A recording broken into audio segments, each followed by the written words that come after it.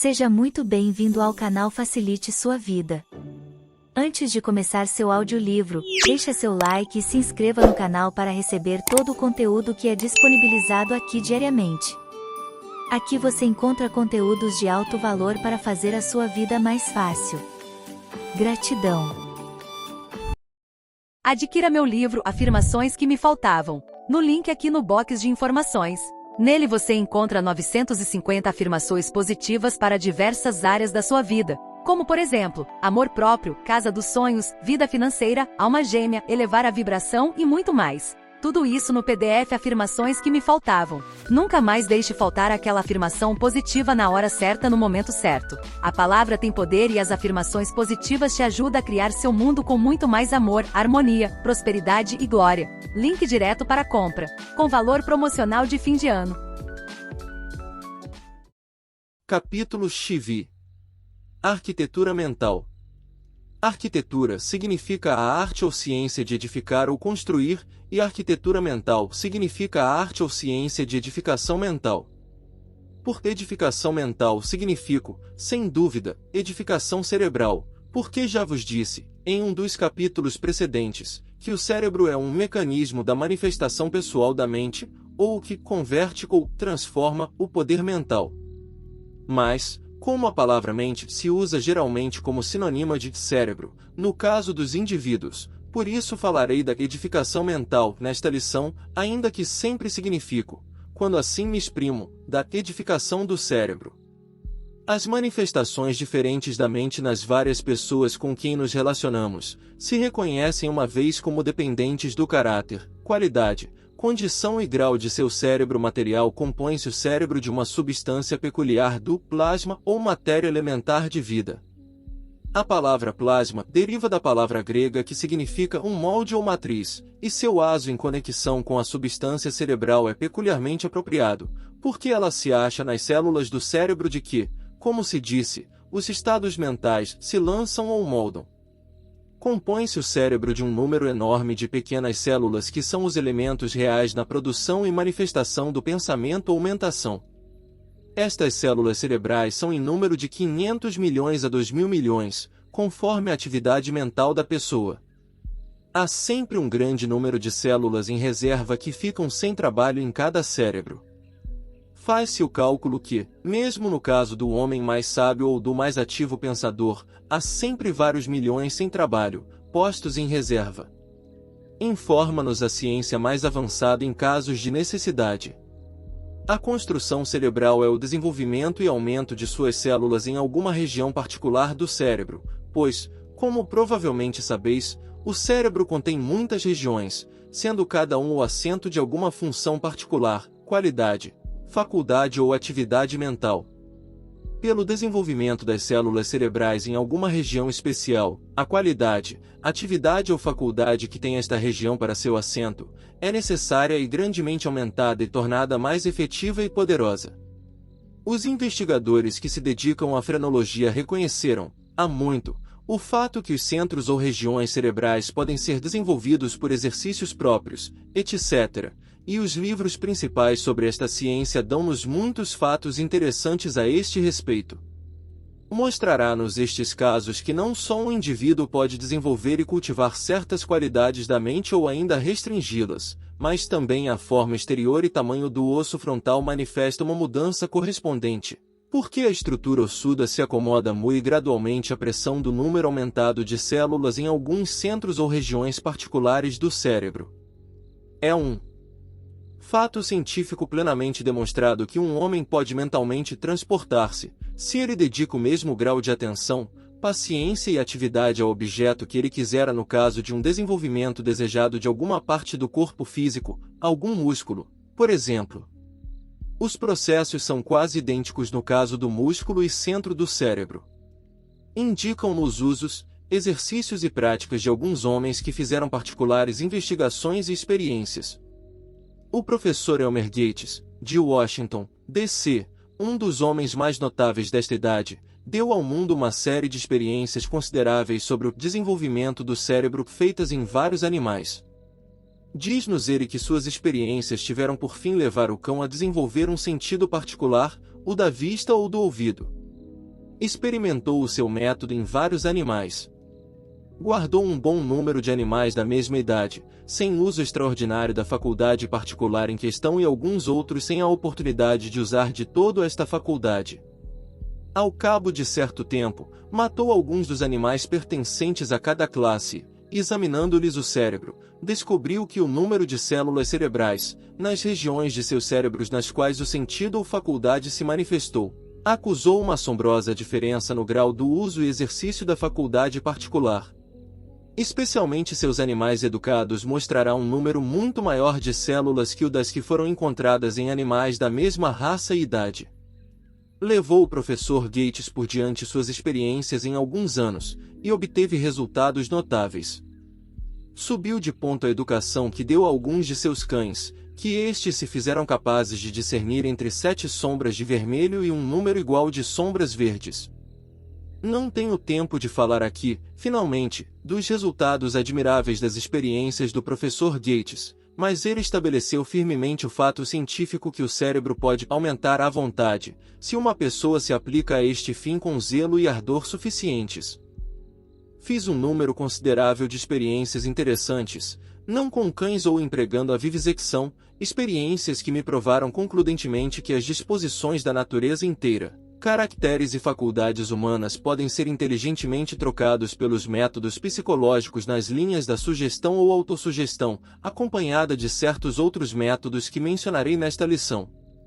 A grande escola do Novo Pensamento, em suas várias seitas, cultos e associações, fizeram bons trabalhos, ou mais.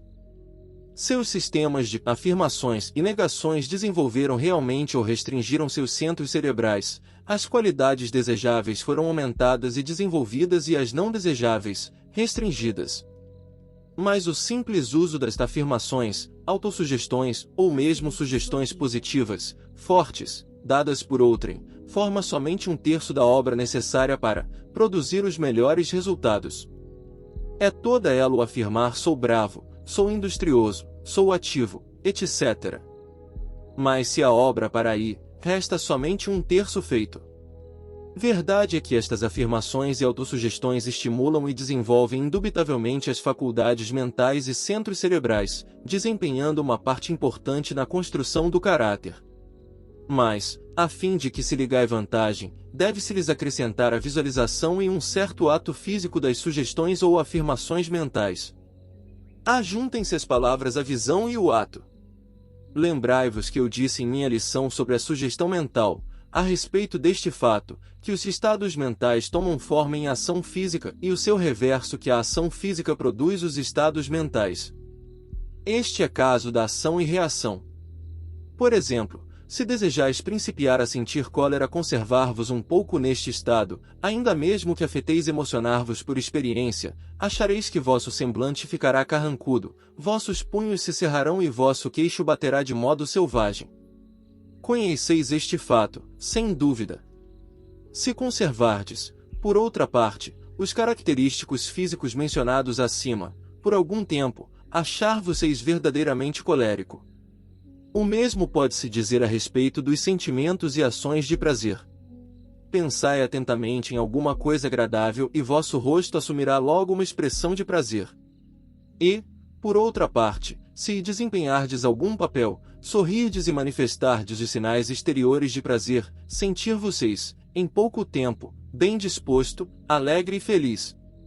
Já vi um sinal com a simples palavra sorriso, escrita em letras garrafais, mudar, em poucos momentos, os estados mentais a muitas pessoas. Recebendo elas a sugestão, puseram-se a falar sobre o sinal que lhe devia mover o riso, e as ações físicas do riso, reagindo em suas mentes, lhes causaram um franco sentimento de alegria. Desafio quem quer que seja a manifestar ações físicas de alguma emoção ou sentimento particular, ardente e ativamente, sem sentir os estados mentais correspondentes, pouco tempo depois. Entrai em uma casa comercial que manifeste sinais exteriores de boa natureza, segurança, confiança própria, etc. Ficareis não só bem impressionado, mas impressionareis por sugestão a outros e vós mesmo começareis a sentir a ação que exercestes. Entrai em outra casa que manifeste descuido, desconfiança, receio, etc., não só vossas sugestões passarão a outros, mas ainda sentir vocês cada vez mais aprofundado no estado mental que transmitis a outros. Muitas pessoas conheci que adquiriram, por uma ação sistemática e persistente de sua segunda natureza que tomaram mais forte que a original, um caráter firme, confiado e constante. O exercício desta faculdade feito por estas pessoas desenvolveu-lhes de tal modo as células cerebrais na própria área, que ficaram grandemente admiradas do fato. Outros homens conheço, que, sentindo-se abatidos e desanimados, forçaram um riso e, em pouco tempo, tornaram a ganhar o habitual estado de alegria. Conheço, finalmente, um homem que, por meios idênticos, desperta sentimentos de determinação firme. Esteve este homem em uma posição em que, com frequência, se tornava necessária a manifestação da mais determinada severidade e quase a ostentação colérica da vontade.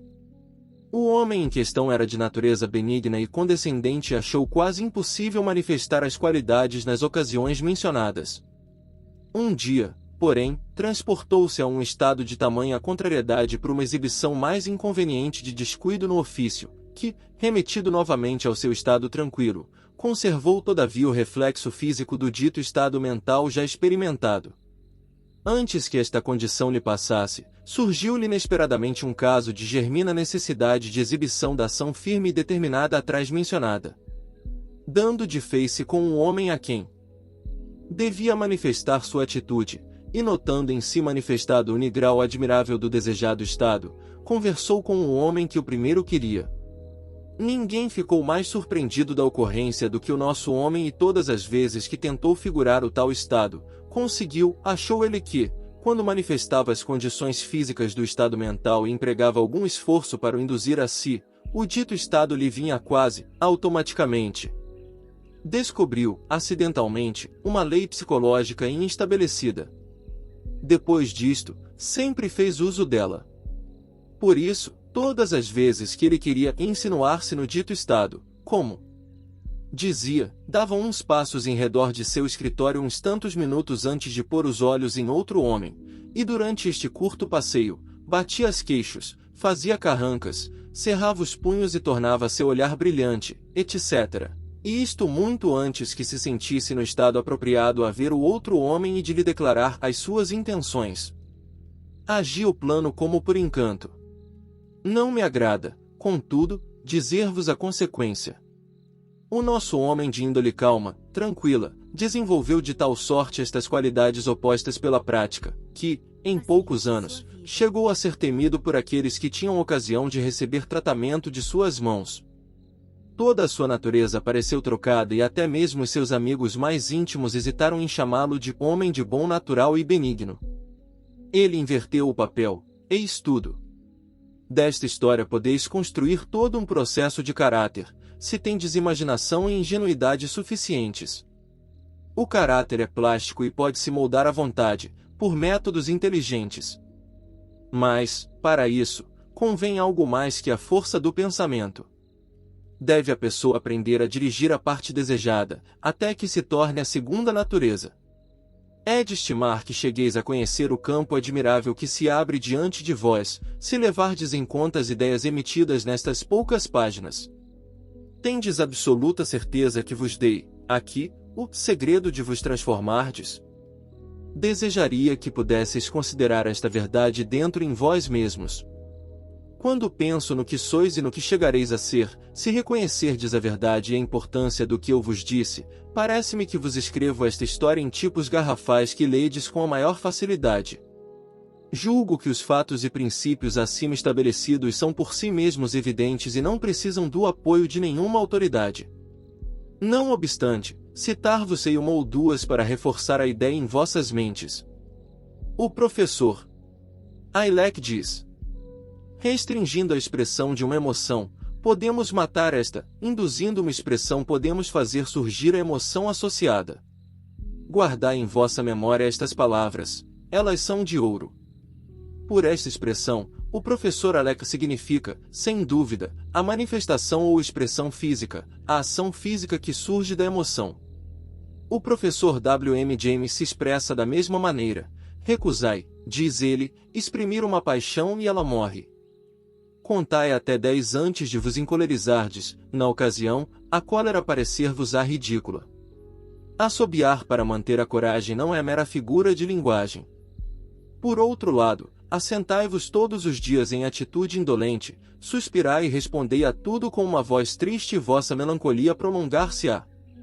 Não há preceito de maior valor na educação moral do que este, como conhecem quantos o têm experimentado. Se quisermos vencer tendências emocionais não desejadas, devemos assiduamente, e em primeiro lugar, empregar, calmamente, os movimentos exteriores das disposições contrárias que devemos cultivar. Dai ao vosso rosto e olhar uma expressão serena, e falai em tom alegre, tornando o vosso cumprimento expansivo. Se vosso coração for indiferente, modificar-se-á gradualmente. Não são edificantes estas palavras? Lede-as uma e outra vez e alcançai a significação delas. Se desejais cultivar uma qualidade em que sois deficiente, pensai nela, sonhai com ela, concentrai-vos nela, aspirai diariamente possuí-la, fazei dela uma imagem mental. Levai sempre convosco esta imagem visualizada e igualmente se não mais importante é que chegueis a manifestá-la fisicamente, ou que desempenheis a parte dela. Fazei isto cuidadosamente, ardentemente, constantemente, carinhosamente, firmemente. Por outra parte, se desejais reprimir uma qualidade, o melhor meio é cultivar a qualidade oposta, e a qualidade não desejada desaparecerá. Se desejais livrar-vos da escuridão em um quarto, não tendes mais a fazer que abrir as janelas para que a luz do sol entre nele. O professor Jantes falou-vos a mesma coisa na citação que há pouco vos fiz. É esta uma lei psicológica. Se quiserdes matar uma qualidade negativa, cultivai a positiva. Esta é a lei. Não vos esqueçais de fazer a vossa parte. O que se chama autossugestão, ou sugestão própria, é uma das operações mais ativas empregadas na construção da mente. A autossugestão abraça todas as várias formas de afirmações, negações, narrações, etc., empregadas por muitas escolas do novo pensamento e é o princípio fundamental de todas as formas de impressão própria. Impressão própria seria o melhor destes termos, porque descreve exatamente o processo. Imprimimos em nossa mente certas ideias, sugestões, sentimentos e estados mentais. Há um aspecto dual da mente que faz que nos tornemos aptos a desempenhar duas coisas ao mesmo tempo, a saber: primeira, a parte do instrutor ou mestre, e segunda, a parte do estudante ou discípulo. Podemos encarregar a nossa mente a tarefa de nos acordar a uma hora certa da manhã, ou há de nos lembrar uma certa coisa e ela fará isto. Esta forma de domínio próprio pode ser levada a uma grande extensão. Assim é que uma pessoa pode ordenar à sua mente que colha os dados sobre certos fins do meio de uma coleção heterogênea de conhecimentos. Pedi-lhe que combine a informação em uma forma sistemática, e ela fará este trabalho de modo tal que haveis de ter às mãos o que necessitardes. Faço isto quase inconscientemente, quando escrevo um livro. Os fatos e ilustrações aparecem-me no seu devido tempo e lugar. O campo da impressão própria já teve as suas beiras exploradas. Há uma grande região de mentação à espera de alguns entre vós. Assim, esta autossugestão é um caso de que eu digo a mim mesmo, digo-me. E a estranha coisa é que, se quiserdes impressionar a vossa mente, suficientemente, fortemente, com repetição bastante, vereis que ela receberá vossa impressão e agirá conforme esta. A repetição é uma grande coisa em autossugestão. Lembrai-vos do caso do homem que, à força de repetir uma certa mentira, acabou por acreditar em si mesmo. As autossugestões repetidas agem na mesma linha psicológica. Ouvindo uma pessoa uma coisa impressa em sua mente suficientemente muitas vezes, toma-a como um fato e age em conformidade com a tal coisa. A exposição ou afirmação constante feita por uma pessoa a si mesma, manifesta-se em condições reais. Quantas vezes uma pessoa trocou suas condições mentais e físicas pela autossugestão persistente? Sem dúvida, se alguém combina a imagem mental ou o processo da visualização com a autossugestão, obtém seguramente um resultado eficaz. E se, em adição a estas duas coisas desempenha fisicamente a sua parte, alcança resultados 10 vezes mais lisonjeiros. Combinadas, empregadas e praticadas com persistência, estas três formas operam verdadeiras maravilhas. Se alguém, por exemplo, sente receio de se encontrar com certa pessoa, uma timidez anormal ou acanhamento, como vulgarmente se diz, a primeira coisa a fazer é abraçar-se com as afirmações ou autossugestões constantes de coragem, depois, visualizar-se como possuidor desta coragem, e, em seguida, reproduzir a aparência física e a atitude exterior de um valoroso. Assim desenvolverá, gradualmente, o que quiser. Seu ideal tornar-se-á real, seu sonho, um fato, seus sentimentos, ações, suas ações, sentimentos. Tais regras e exemplos surtirão bons efeitos na produção das qualidades ou característicos pessoais. Tudo cai debaixo da lei. O mesmo princípio agirá em todos os casos. Alcançai o princípio e tereis o segredo de toda coisa. Vou, porém, sugerir-vos, aqui, uma pequena variedade nas linhas da autossugestão, variedade que achei de aplicação admirável nesta classe de casos. A autossugestão ordinária, ou afirmação, entra em ação nestas linhas. A pessoa faz a si mesma a afirmação ou sugestão mais ou menos desta maneira: não tenho receio, nada me causa medo, sou corajoso, sou firme e confiado, etc.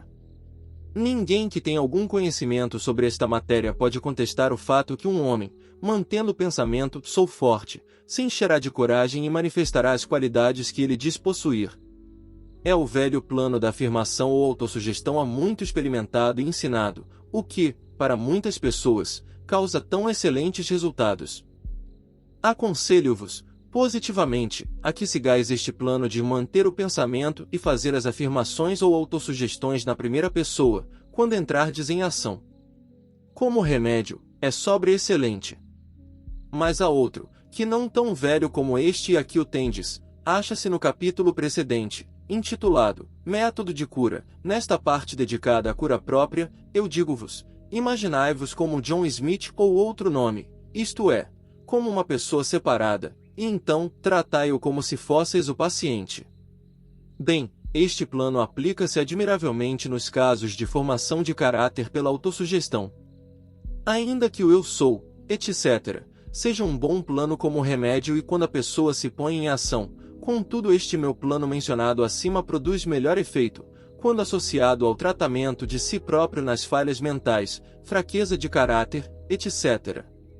Experimentai ambos os planos e vereis se tenho ou não razão, mas praticai meu plano um pouco até que adquirais a habilidade, antes de julgardes da matéria. Aqui está como se põe em prática. Suponha-se que desejais cultivar a coragem em lugar do pensamento de receio que muito vos perturbou. Bem, em adição à imagem mental de visualização e à nunca esquecida representação da parte, desejais tentar a autossugestão. O velho modo, lembrai-vos, é afirmar a si mesmo, sou corajoso, etc. Agora, o meu novo modo de vos tratar é imaginardes que tratais algum doente da mesma perturbação. Assentai-vos e aplicai um tratamento regular. Imaginai-vos como uma personalidade assentada diante de vós. A mente central dá um tratamento a Joe Smith, parte vossa, o indivíduo que trata a personalidade. O indivíduo, que sois vós, diz a personalidade de John Smith. Aqui, John Smith, deveis fortificar-vos e fazer-vos melhor. Sois corajoso, corajoso, corajoso. Digo-vos, sois corajoso, bravo e forte. Sois confiado em vós mesmo. Nada receiais. Estais cheio de força, de poder mental positivo e o manifestais, vós vos tomais cada vez mais positivo todos os dias. Sois positivo e agora, ouvis-me? Sois positivo neste instante. Sois positivo, corajoso, confiado em vós mesmo e esta confiança toma cada dia em vós maior vulto. Lembrai-vos, sois positivo, positivo, positivo, valorosos, valoroso, valoroso, etc., etc., etc. Achareis que, por este plano, sereis capaz de dar a John Smith, parte vossa, as mais positivas sugestões e John Smith as receberá com o mesmo efeito como se houvesse aqui duas pessoas em vez de uma. Conforme os ensinos ocultos, há duas pessoas, o indivíduo e a personalidade. Dá-nos este plano uma bela variação aos monótonos eu sou isto e aquilo, métodos estes que causaram aos seus ardentes seguidores do novo pensamento motivos de desgosto. O negócio por atacado do eu sou isto e aquilo cansou a muitas almas boas que desesperavam de um bom resultado. A tais pessoas e a outras digo, tentai o novo plano. Aprendei a vos tratar seriamente e ficareis surpreendidos com o rápido progresso que fizerdes quando comparado este com o velho plano. Não deixeis que ele fuja a isto. Insisti em que ele a desempenhe. Renovai-lhe as mesmas perguntas acerca disto e martelai-lhe fortemente a paciência. Coroa de Firo nosso irmão de cor, ele necessita de vencer tudo. Experimentai, pois, este método com as vossas próprias pessoas e por vossa experiência achareis suas possibilidades admiráveis. Não descanseis até que consigais obter as provas. Obtidas estas em nosso favor, ficareis admirados de não ter dispensado nele antes. Cultivai o sentido da individualidade que desconhece a personalidade como um algo plástico que pode ser mudado ou moldado à vontade por meio deste tratamento. E melhor do que tudo, aprendereis a conhecer que sois o indivíduo e a personalidade é simplesmente algo que vos pertence. Quando alcançardes este estado, tereis em vossas mãos as forças do grande poder mental e chamar-vos-eis com razão positivos e um centro ativo de poder no grande oceano de poder mental. E tudo isso será efetuado por este novo plano de eu digo a mim mesmo, eu digo-me. Não é este tempo digno de aproveitar-se? Então, começai a confiar em vós mesmos, se é que o quereis.